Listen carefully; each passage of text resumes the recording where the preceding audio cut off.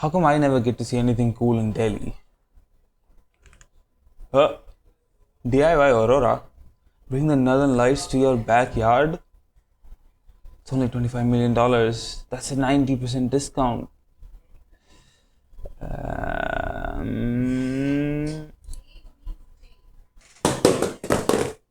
I didn't even give them my address, so I have no idea how they got this to me. But, I knew it was too good to be true, so I might as well make a video about it. This is the HAARP research facility. It was built in 1993 to study the Earth's ionosphere using a variety of different instruments, including a really high-powered radio emitter. And yes, it really can create its own artificial northern lights. But it is all the way in Alaska, where they already get natural lights. It's like going to a movie theater and then watching a pirated version of the movie on your phone. So I thought that the people of Delhi might be able to make better use of this because we don't get natural aurora.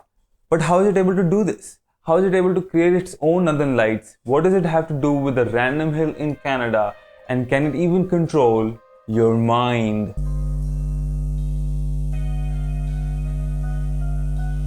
To understand artificial aurora, we must first learn where natural aurora form, and that is in the Earth's ionosphere.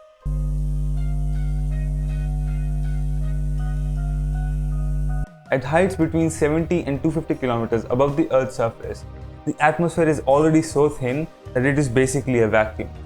When solar UV radiation hits one of these gas molecules, it ionizes them, knocking off an electron or two and leaving behind an ionized gas molecule.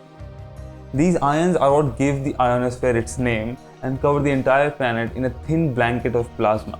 The HAARP facility, which stands for High Frequency Active Auroral Research Program, has a very large radio antenna array. This array has a few unique properties. It can emit radio waves at a variety of different frequencies, and it can point those radio waves in a particular direction. These radio waves travel up through the atmosphere and get absorbed by the ionosphere, where they increase the energy and the temperature of the ions present in that region.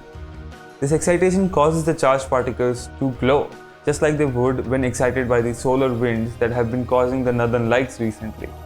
In 2005, Todd R. Peterson reported the first example of artificial aurora created at the HAARP facility. Since then, it has received an upgrade to increase its power from 1 megawatt to 3.6 megawatts, and it has been able to create much more impressive examples of artificial aurora since then. Sadly for me, the facility cost $250 million to build, so I will have to be happy with this picture I printed out. Secondly, the aurora it produces are very faint and extremely hard to see.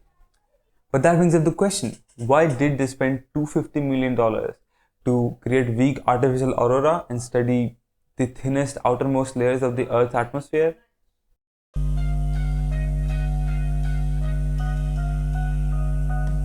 Despite being a tenuous shell of plasma, the ionosphere has some very weird effects on human activity.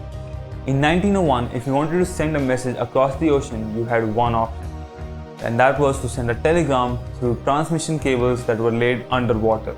But, and I'm only going to say his name once, Guglielmo Marconi had different plans. He wanted to send a message across the Atlantic without using any wire. So how did he plan to send a signal 3,000 kilometers across the globe 56 years before the first satellite was put into space? It's the ionosphere, because that's what this video is about. Now, HAARP is able to heat the ionosphere because when radio waves interact with the charged particles of the ionosphere, the charged particles are forced to vibrate at the same frequency as the incoming radio signal. Some of this added energy turns into heat, which then creates the fake aurora and other effects. But vibrating charged particles also produce their own radio waves at the same frequency as their vibration, in effect re-emitting the received radiation back towards Earth. And like mirrors can allow us to look around corners, reflection from a high enough altitude can allow us to communicate around the Earth's surface. On 12 December 1901, Marconi used this knowledge and set up a transmitter in England, then flew to Canada, Newfoundland, and set up shop on a hill called Signal Hill. He tied an antenna to a kite and received the first transatlantic radio message, a simple ... translating to an S in Morse code. Future Karan here. Can we take a moment to discuss how crazy it is that Signal Hill was known as Signal Hill way before this incident? It was known that since the 18th century, when it was used as, you guessed it, a hill for signaling. They used flag-based communication on top of the hill to notify the city of St. John's about ships arriving into port. Now, whether Marconi was just a huge meme lord and chose the place because of its name, or because sometimes a hill is just a good place to get a signal, we will never know. But it is certainly a really interesting fact. Now, back to the video. Other than being useful for amateur radio transmissions, the ionosphere these days is more of a nuisance than anything else.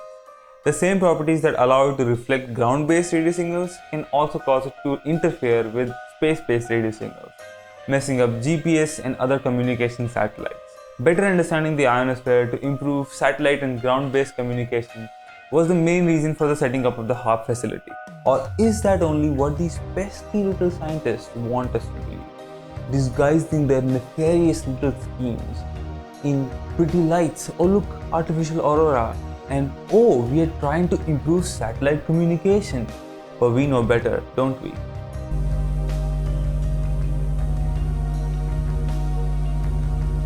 They say they're making radio waves. You know what else has waves? Your brain. Yeah, they want to control our minds. And this is just the prototype. Once they have the real thing, they will have billions of watts of power and then they will control all of our minds. And they're trying to heat up the ionosphere to produce huge storms and massive flooding in some places and then droughts in other places. And you know what they use radio waves for? They use radio waves to find oil underground.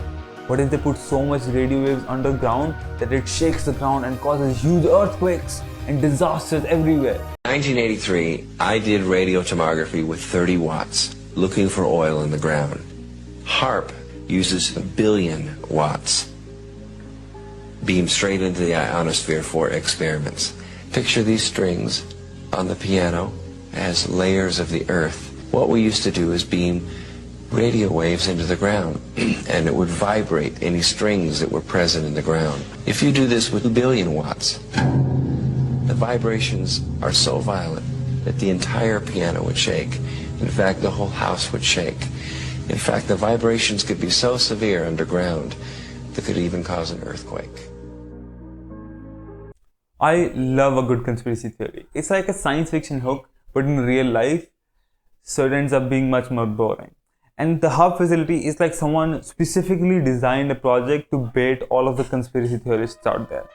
Just to go through some of the things. It is a large government facility that is out in the middle of nowhere. It is funded by US defense agencies, and the contract was given to an oil drilling company.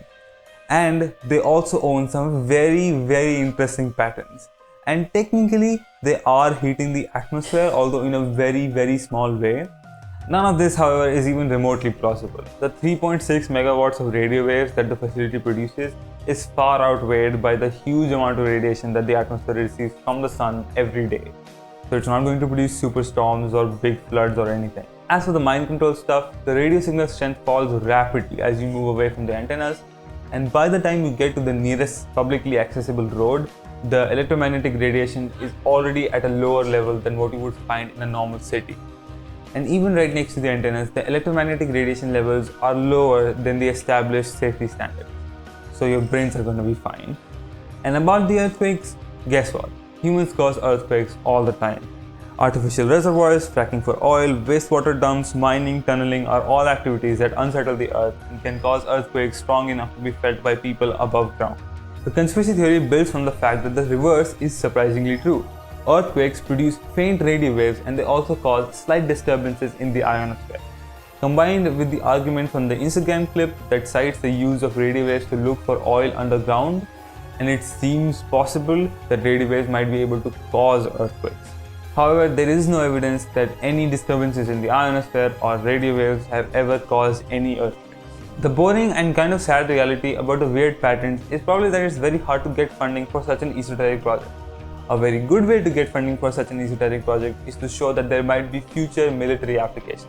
So my dreams of seeing an aurora and world domination through mind control over everyone around me will have to remain on hold for a while still, until I find alien technology buried in the Arctic Ocean. But until then, to find out more about Aurora and other cool things in the sky, go check out my website. Bye.